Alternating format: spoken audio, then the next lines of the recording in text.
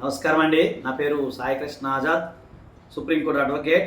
మీకు కేవలం అపాయింట్మెంట్ కోసం అయితే మా నెంబరు 9948090355 నెంబర్కి మీరు ఫోన్ చేయండి. అయితే మీకు చక్కటి విషయం చెప్తాను. వివాహ వ్యవస్థ కమర్షియల్ కాదు. చాలామంది ఏంటంటే ఈరోజు లీగల్ టెర్రరిజం అంటారు. చాలామంది పెళ్లి చేసుకొని భర్త నుండి డబ్బులు ఎలా వసూలు చేయాలి, అలాగే భర్త నుండి ఎలా డబ్బులు గుంజాలి, ఇలా అనుకునే వాళ్ళకి కొన్ని సందర్భాల్లో ఇక్కడ మనకి ఆనరబుల్ సుప్రీంకోర్టు వారు చెప్పిన ఒక జడ్జిమెంట్ చెప్తాం. ఓకేనా? ఇది కేవలం అవగాహన కోసం చేసే వీడియో. ఇది వన్ సైడ్ వీడియో కాదు. ఇది చట్టంలో ఏముంది అదే చెప్తాను, నా వ్యక్తిగత విషయాలు కావు. అయితే మీకు దీనికి సంబంధించి ఏదైనా సరే కేవలం అపాయింట్మెంట్ గుర్తుపెట్టిన అపాయింట్మెంట్ కోసం అయితే మా నెంబరు 9948090355 నెంబర్ కేవలం అపాయింట్మెంట్ కోసం మాత్రమే మీరు ఫోన్ చేయాల్సి ఉంటుంది. ఓకేనా ఫ్రెండ్స్? దయచేసి ఈ వీడియో అందరికీ షేర్ చేయండి. ముందుగా మొట్టమొదటిసారిగా అయితే మమ్మల్ని సబ్స్క్రైబ్ చేసుకోండి, మా ఛానల్ సబ్స్క్రైబ్ చేసుకోండి. ఫస్ట్ తెలుగులోనే మొట్టమొదటి యూట్యూబ్ ఛానల్ ఉంది.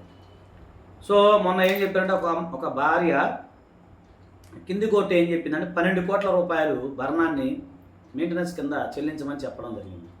సో అది సరిపోక ఆమె మళ్ళీ ఆనరబుల్ హైకోర్టుకి వెళ్ళడం, అక్కడి నుంచి సుప్రీంకోర్టుకి వెళ్ళడం జరిగింది. వెళ్ళినప్పుడు ఆమె ఏం చెప్పింది, తన వాదంలో తన భర్తకు 5,000 కోట్ల రూపాయల ఆస్తులు ఉన్నాయని, అలాగే తొలి భార్యకి 500 కోట్లను భరణంగా ఇచ్చాడని చెప్పి అదే స్థాయిలో తనకు అంటే సెకండ్ వైఫ్ అనమాట, అదే స్థాయిలో ఈమె కూడా నాకు 500 కోట్లు ఇవ్వాలని చెప్పేసి ఆనరబుల్ సుప్రీంకోర్టుని కోరడం జరిగింది. సో దానికి సంబంధించి సుప్రీంకోర్టు వారు ఏమని వ్యాఖ్యానించారంటే, వివాహ వ్యవస్థను హిందువులు పవిత్రమైనదిగా, కుటుంబానికి బలమైన పునాదిగా భావిస్తారు. అదే సందర్భంలో ఇది కమర్షియల్ సంబంధించింది కాదు అని చెప్పేసి హానరబుల్ బివి నాగరత్న జస్టిస్ గారు, అలాగే జస్టిస్ పంకజ్ మిట్లా గారు ఈ గురువారం అంటే మొన్న రీసెంట్గా ఆయన చెప్పడం జరిగింది. పంకజ్ మిట్టల్ ధర్మాసనం చెప్పడం జరిగింది.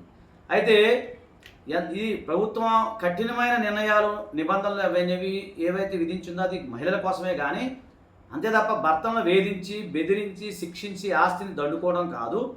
భార్యను క్రూరంగా హింసించారని, వేధింపులకు గురి చేశారని, అత్యాచారం చేశారని ఆరోపణలన్నీ ఒక ప్యాకేజీగా చేసి ఆ నేర శిక్షణాస్పత్రులు కొన్ని సెక్షన్ల ప్రకారం భర్త అతని కుటుంబ సభ్యులపై కేసులు పెడుతున్నారని చెప్పేసి, అలాగే భార్య తరపున గట్టిగా బేరసారాలు చేసేందుకు భర్త మరియు అతని కుటుంబ సభ్యులు తీవ్ర నేరారోపణలు చేయడం కూడా పరిపాటిగా మారిందని ధర్మాసనం భావించిందన్నమాట. అలాగే గృహహింస ఫిర్యాదులతో రంగంలోకి దిగే పోలీసులు కూడా భర్త తరపు బంధువులు, ముఖ్యంగా వృద్ధులను, అనారోగ్యంతో ఉన్నవారిని సైతం అరెస్ట్ చేసి బెయిల్ రాకుండా చేస్తున్నారని చెప్పి ఈ ఘటనలన్నీ కూడా ఒక చైన్ సిస్టంగా ఉంటాయని పేర్కొంది. ఇవన్నీ అదే తీవ్ర మనస్పర్ధలతో విడిపోతున్న దంపతుల వైవాహిక బంధాన్ని రద్దు చేస్తూ ధర్మాసనం వ్యాఖ్యలు చేసిందనమాట.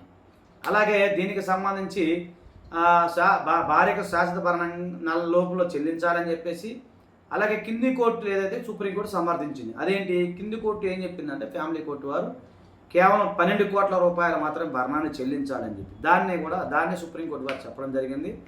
కేవలం 12 కోట్ల రూపాయలు మాత్రం నువ్వు చెల్లించాలి, ఇది వివాహ వ్యవస్థ అనేది కమర్షియల్ కాదు అని చెప్పి భర్తకు అనుకూలంగా తీర్పుని ఇవ్వడం జరిగింది. అంటే ఇక్కడ ఎవరైతే గ్రీడీకి సంబంధించిన భార్యలు ఎవరైతే ఉన్నారో, దురాశ పరులైన భార్యలకి ఇలాంటి జడ్జిమెంట్ చెంపపెట్టుగా మనం చూసుకోవచ్చండి. ఓకేనా ఫ్రెండ్స్? ఇది కేవలం అవగాహన కోసం చేసే వీడియో మాత్రమే. దయచేసి మీరు వేరే రకంగా తీసుకోవద్దు. ఓకేనా? Thank you. నమస్తే. జై హింద్.